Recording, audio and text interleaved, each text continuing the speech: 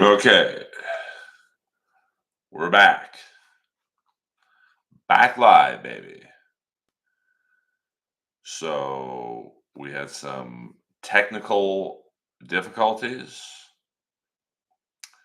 and we are now restarted everything. Welcome to life in the Earlverse. Nothing is ever easy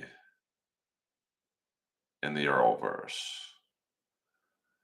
but I don't want it easy in the Earlverse.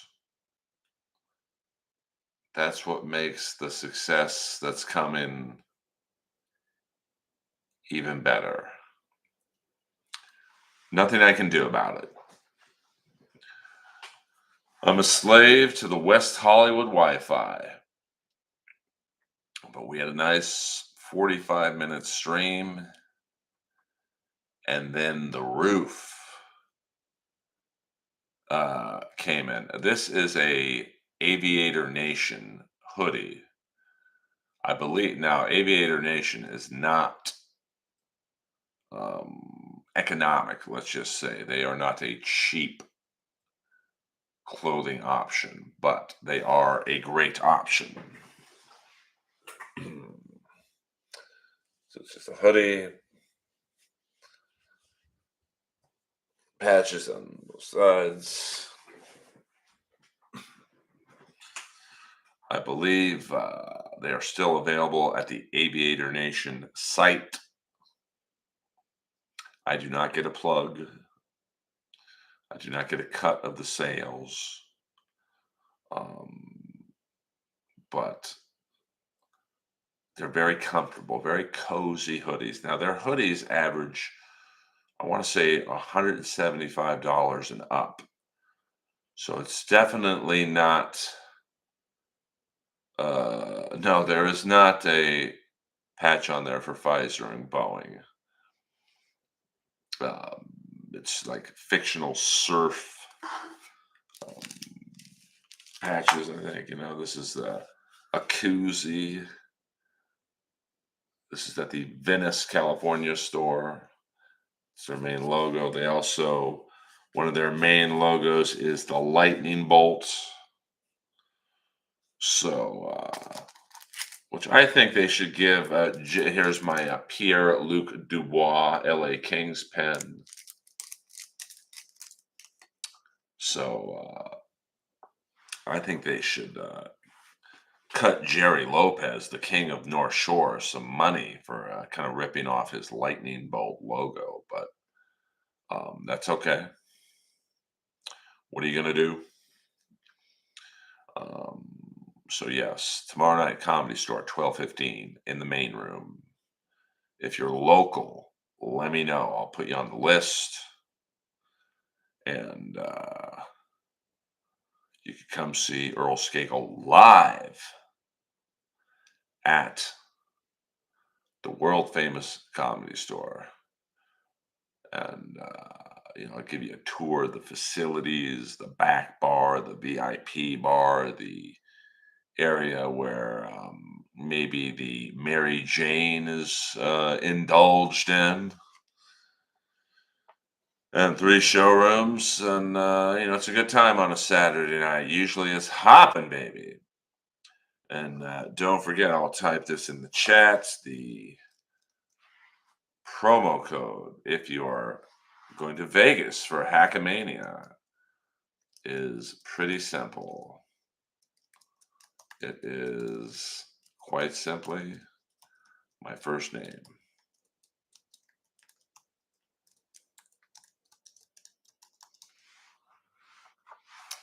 And should be fun times. I think on the lineup currently, Ray DeVito, Pat Dixon, Patrick Melton, a couple of the Vegas comics, Alex Kool-Aid Ansel, Adam Dominguez.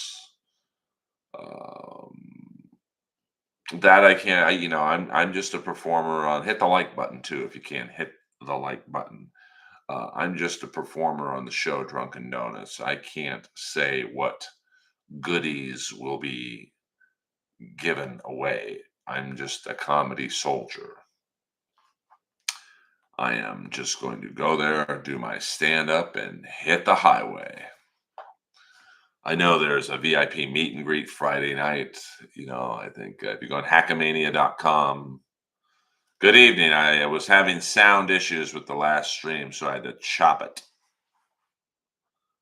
I hope the sound sounds good now.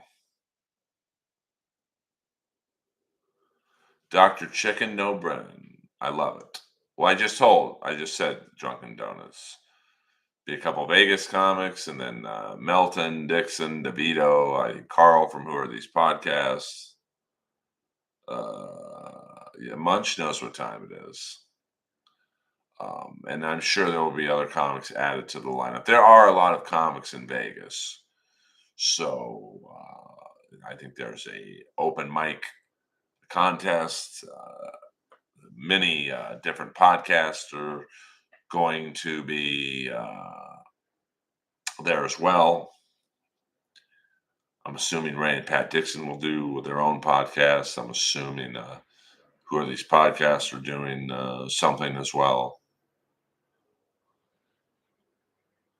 Yes, that would be the legendary Gallagher, who I saw around 1984 at the Wiltern Theater. Um, it's all right. And then I would see him at the Comedy Store a couple of years before he died, like hitting up people for money and weed. And I was like, oh man, this is what happens when comics are on the downslope. So hopefully in a couple of years, I'm not asking comics for weed and money at the store. But who knows?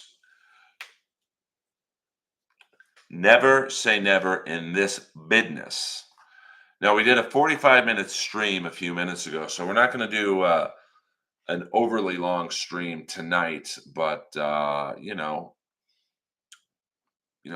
more than a half an hour. Why did the chicken cross the road? I'm not sure, Drunken Donuts. I've never heard this one before. Hit the like button. Hit the like button. Um, you know, that's one of the oldest jokes in the history of mankind. So now I like the version of the joke where why did the gay chicken cross the road? Because he had his pee pee up the other chicken's butt. That to me is a classic swerve on that joke.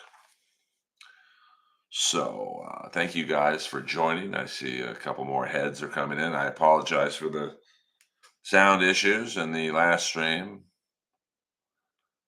That's another interesting take, Drunken Donuts. I believe you are new to the stream, if I'm not mistaken. Who called my name? For joining in. We did start a stream at 5 p.m. We had some sound issues toward the end, so we had to cut the stream. I made a fair amount of money, honey. Yes, and yes, Peter Chicken Man Brennan. Thank you, Drunken Donuts. I appreciate that.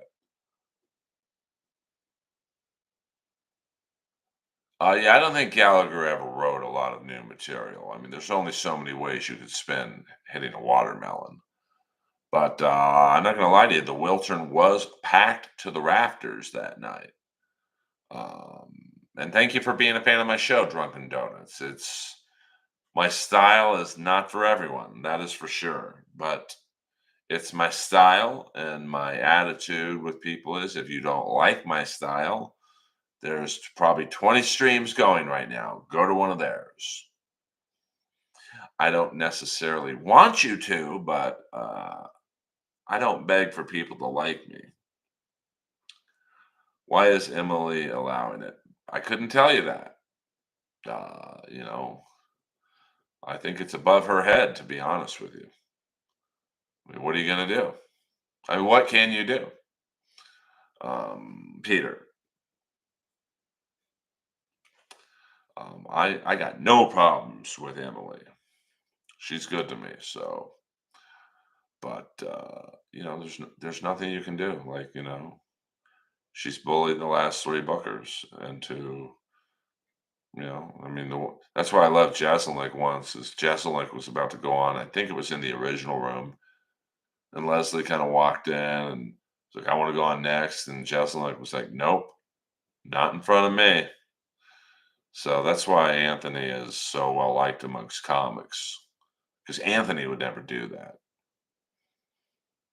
What can you do?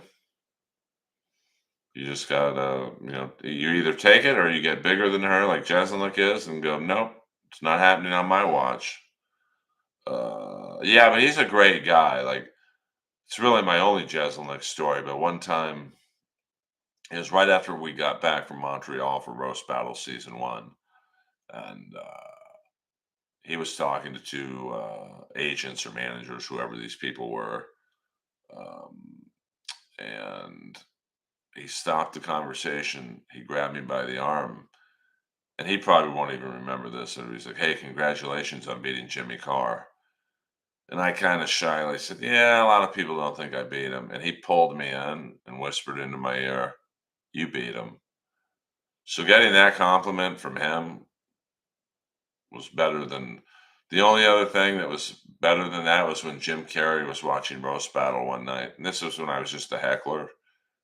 And after the show, all these people are sucking his ass. And he kind of sought me out and just whispered into my ear, "Hey, Archie, where's Edith?" Like, he got what I was doing. And so that was cool to get props from Jim Carrey and Jeselnik. I do like. I agree with you there. Cable Guy was his biggest bomb by far, but I also thought Cable Guy was. I love that dark stuff and just like some of the lines, like when they was playing basketball and Matthew Broderick says, "Are you any good?" And Jim Carrey's like, "Feed me under the boards, you'll find out." Like in the most gayest uh, way possible. So the movie didn't do well. I think there's a lot of pressure on him because he got $20 million for it. And I believe he was like the first comedy actor to get $20 million for a film. So the password is nipple, nipple. And then he calls someone in the basketball scene salami, and that was a nice homage to the White Shadow, which, as you know, was one of my great comedy influences back in the day. Filmed on location at Notre Dame High. I never saw him once on the set of I'm Dying Up Here. I did see him at the season one premiere at Cantor's Deli, and it was very nice to me. We took a picture together. You scroll on my Instagram, you can find it. And I found him to be very nice. The one time I met him at Roast Battle and at the premiere party for season one of I'm Dying Up Here, he was very gracious. I mean, I just remember at the premiere party, he was like taking pictures with the cooks and the waiters who were like serving the food, and that's a shitty job, It's very low level or whatever you want to call it, menial. And he treated them nicer than he did most of the cast, and I'm Dying Up Here, which I kind of liked. That's like when I did a short film for Adam Sandler's nephew, Tyler Spindell. Um, Adam took us all out to lunch for pizza in Brentwood somewhere. And, I had a Steelers shirt on, so we were talking about Steeler football. But I really noticed that he was talking to like the camera guys and the makeup person and like the boom mic operator more than he was, excuse me, talking to the actors. And I thought that's cool. And you could tell he was doing it because he wanted to make sure the crew felt like they were included. So I always thought that was very cool. So the Sandman is okay in my book. So we're gonna go for about another maybe 5-10 minutes because we're dovetailing on the 45 minute stream we did before the sound cut out. So if you got any questions, concerns, take them up with management, and you're looking at it. Do you think that Ringo Starr was underrated as a Beatle? I do think Ringo Starr is underrated as a drummer. I mean, I believe he was the perfect drummer for the Beatles at that time. And there are some drummers like that. You look at, say, Bobby Blotzer from Rat. I believe Bobby Blotzer was in Montrose for a second. It just didn't work out. But in Rat, he was like the perfect drummer for Rat. David Robinson, the perfect drummer for the Cars. Um, you know, Peter Criss, probably the perfect drummer for Kiss at that time. Eric Carr in the '80s with Kiss was the perfect drummer for Kiss.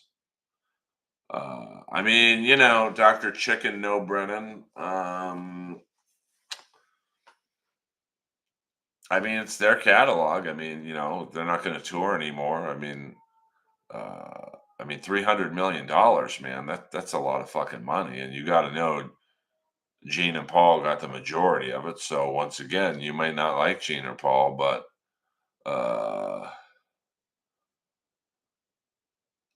they're brilliant business people. Peter Chicken Man Brennan, that is a deep cut to only Los Angeles area residents. Do you think that Skippy Lowe was underrated as a booker? I wasn't aware that Skippy Lowe was booking anything. For those of you who don't know, Skippy Lowe was a really over the top gay dude who had his own public access show. It was like an interview show, and he like sang Sunday nights on I think at La Cage Chapeau on La Cienega Boulevard. Um, that's in the '80s and '90s when public access was actually pretty funny in LA. You had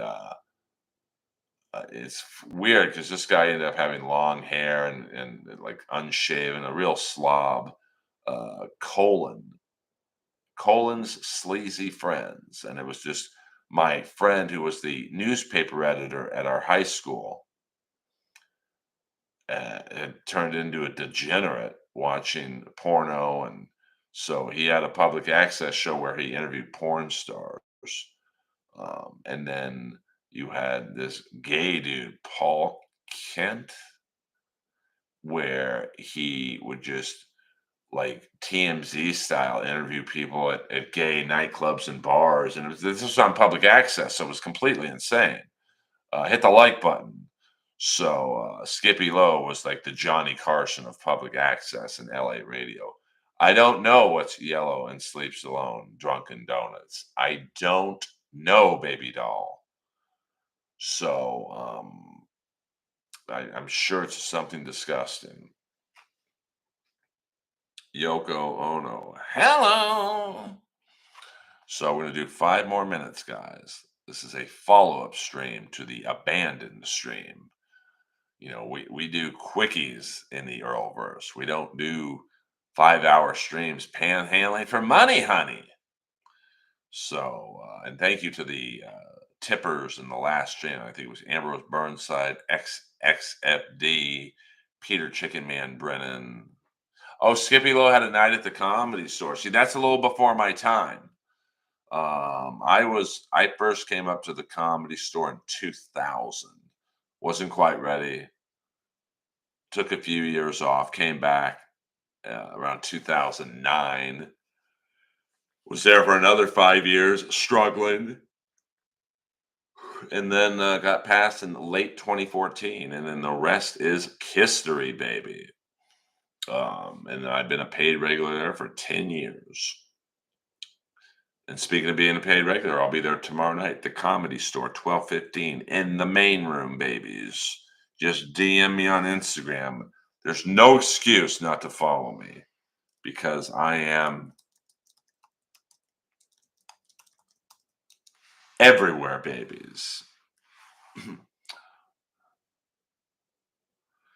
What what's your opinion on women with pancake-sized nipples? Jesus, bro.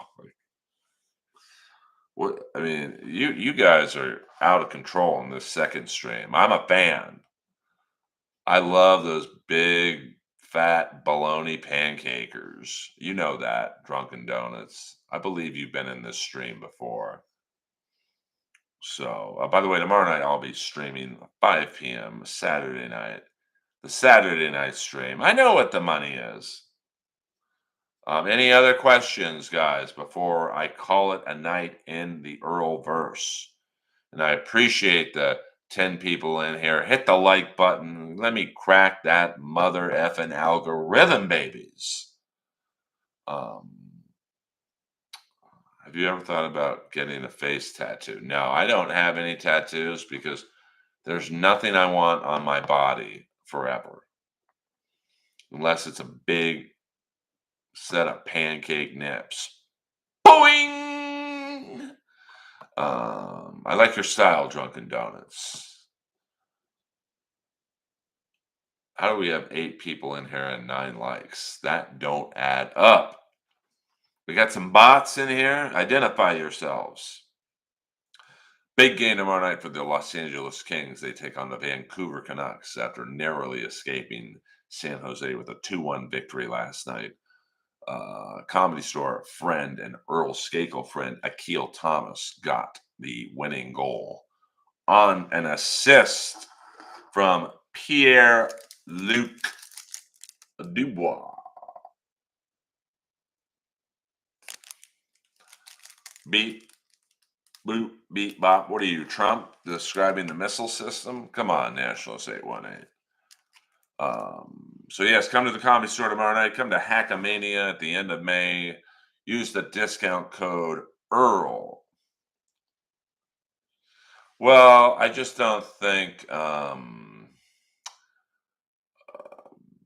with the taxes and whatnot, I just don't think a lot of players want to play in Quebec, to be frank, which sucks. But I think Houston or Salt Lake City will probably be the next city to get a team. I mean, Vegas has been a smashing success. Seattle's been a success, although they regressed this year. I saw them play Wednesday night in LA. They have a lot of good players. Um, so, update on Tommy Moore's Stories Part 3. I mean, Tommy has said he would come back on the podcast, but I don't necessarily know if he has working internet. So, but I mean, I would love a team in Quebec. I mean, Montreal and Quebec, those games as a child were so amazing to watch. The Black Friday massacre when what was it? Louis Sevigny sucker punched Gilles Hamel, I think, or Jean Hamel, and they were teammates like a year before. And then the whole game just disintegrated into a free for all, dubbed the Friday Night Massacre. And there are many games in the Quebec Montreal series that were like that. What's your opinion on Conan O'Brien? I think he's funny, and he gave a lot of comics an opportunity. It wasn't I wasn't one of them, but I still think he's funny. Ty Domi, I was on the Ric Flair roast with Ty Domi. Great guy, and still built. I put my arm around him to take a picture, and it was like touching a granite wall.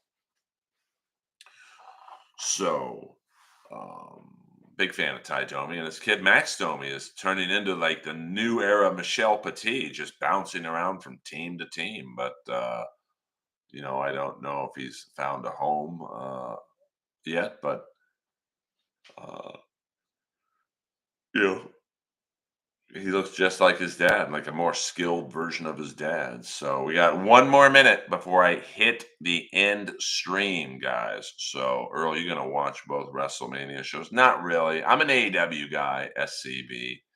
I am AEW for life. Drunken Donuts. I don't know.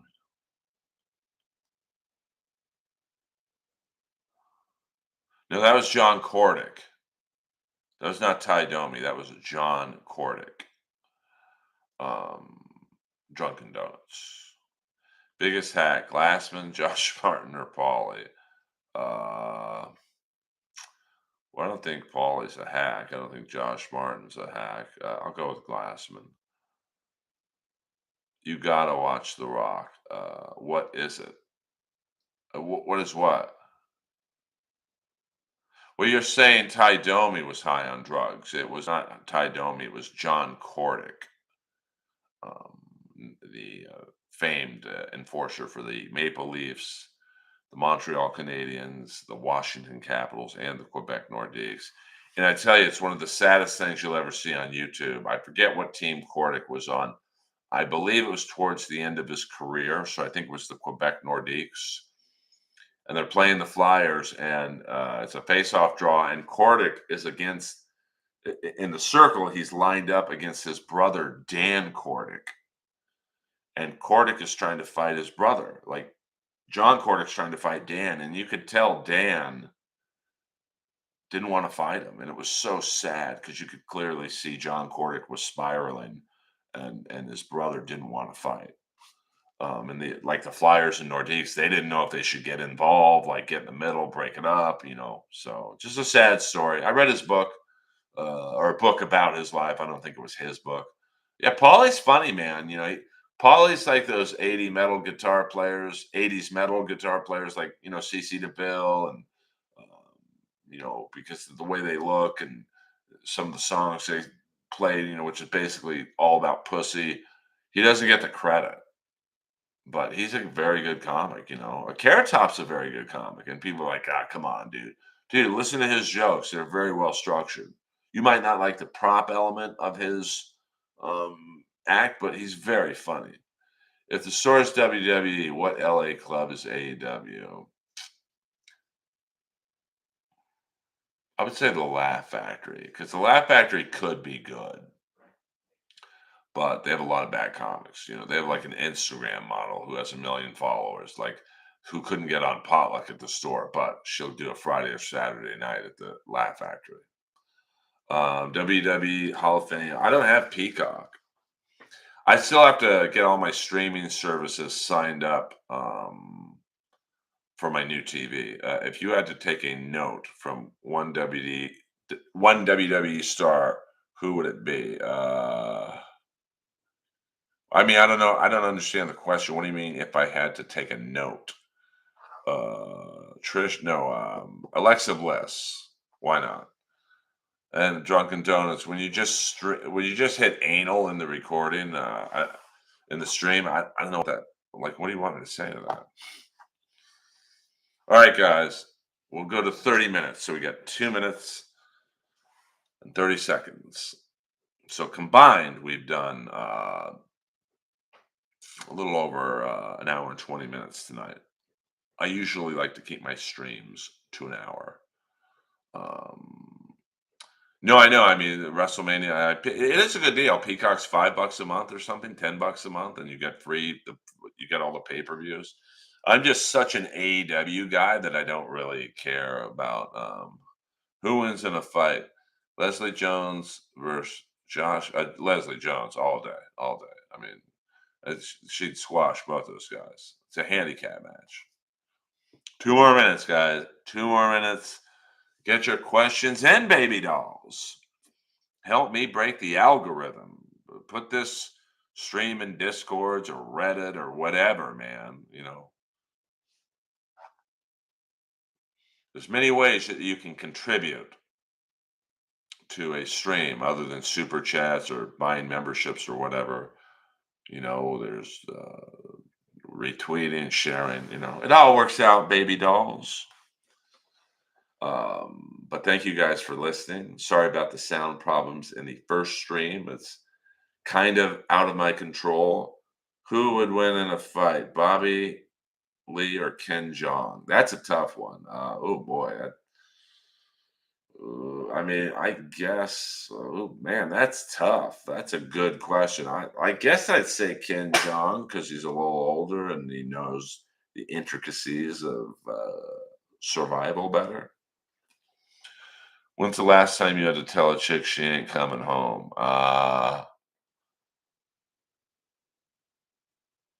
Yeah, that's a good question. I don't tell too many girls that. Pew! We got 1 minute. We're in the 1 minute mark. Bobby has rage, but Dr. Ken's a doctor, so he could probably think faster than Bobby. But a good question from the Chicken Man. By the way, we'll be streaming tomorrow night, Saturday, 5 p.m. Pacific Standard Time. So, who would win in a fight, Ian Edwards or Chris Rock? I'll go Ian Edwards. I'll go Ian Edwards. 10 seconds left, guys. I'm just going to hit end stream. So get your questions in now or forever hold your peace. I did a free half hour for you guys. 5, 4, 3, 2, 1.